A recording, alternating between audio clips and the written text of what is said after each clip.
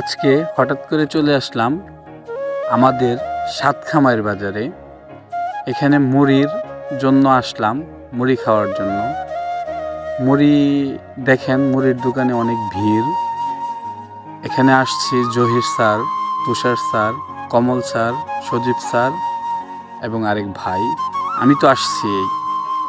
দেখেন, উনি, আমরা সিরিয়ালে আছি, উনি কি পরিমাণ সিরিয়াল মেনটেন করে, কত মানুষ যে এখানে দাঁড়ায় থাকে।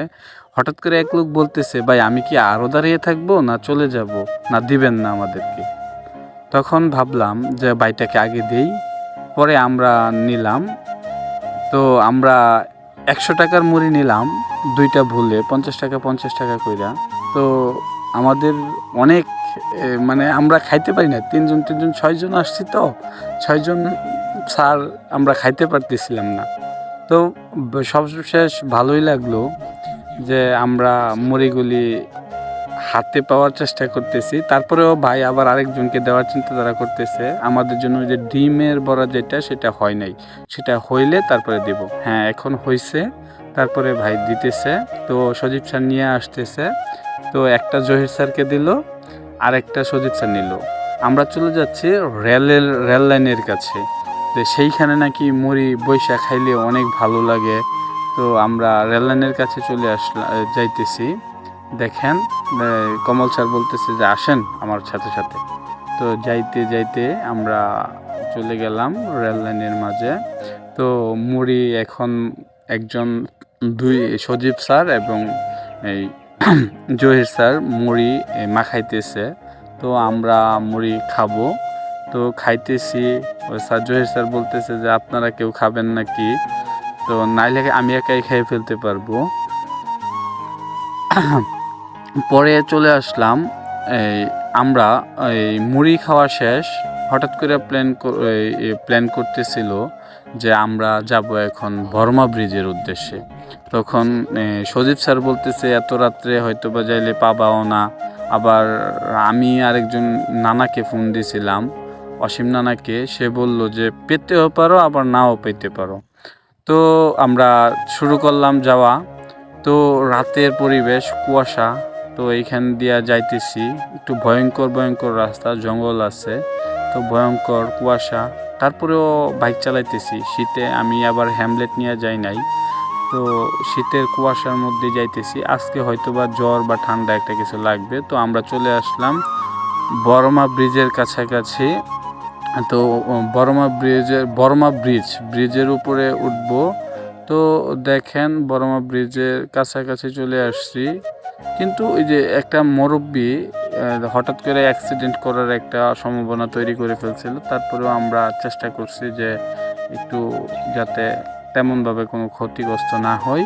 তো আমরা এখন বর্মা ব্রিজে উঠতেছি। আপনারা দেখেন, আমরা যাব হয়েছে বটতলা বাজারে ভর্তা বিরিয়ানি খাওয়ার জন্য। তো আমরা বটতলা বাজারে যাওয়ার উদ্দেশ্যে বের হইলাম। তো এখন আমরা আছি বর্মা ব্রিজের উপরে। আপনারা দেখেন, আপনারা সাতকামাই থেকে 4-5 কিলো ভিতরে বর্মা ব্রিজ। তো ওই জায়গাতে আসবেন। ওইখানে আমাদের যে ভর্তা বিরিয়ানি এত রাত্রে কি পাওয়া যাবে কি যাবে না, সে নিয়েও আমরা চিন্তা করতেছি। দেখি, কপালে যদি থাকে অবশ্যই পাবো, আর যদি না থাকে তো ওইটাও কপাল, যে ওইটাও আমাদের জন্য একটা কপালের মতোই। থাকলে তো ভালো, না থাকলে তো দেখি কি হয়। তো আমরা যারা এখানে আসতে চাই অবশ্যই আসব এই ভর্তা বিরিয়ানি খাওয়ার জন্য। আমরা অবশেষে চলে আসলাম এই আমাদের যেই গন্তব্যস্থল। না, আমাদের গন্তব্যস্থল ছিল সাতকামাইর বাজার পর্যন্তই, কিন্তু স্যারদের পরিকল্পনায় আজ নাকি আমার বার্থডে। স্যাররা সেটা জানে, কি করে জানে, তার জন্যই স্যাররা নিয়ে আসছে আমাকে।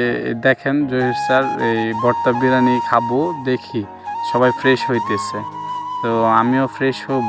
কিন্তু এই যে এখানে ব্লক করে এসে জহির স্যার, তুষার স্যার এবং কমল স্যারও ব্লক করার চেষ্টা করে। আমি কমল স্যারের ডাকে নিয়ে আসলাম।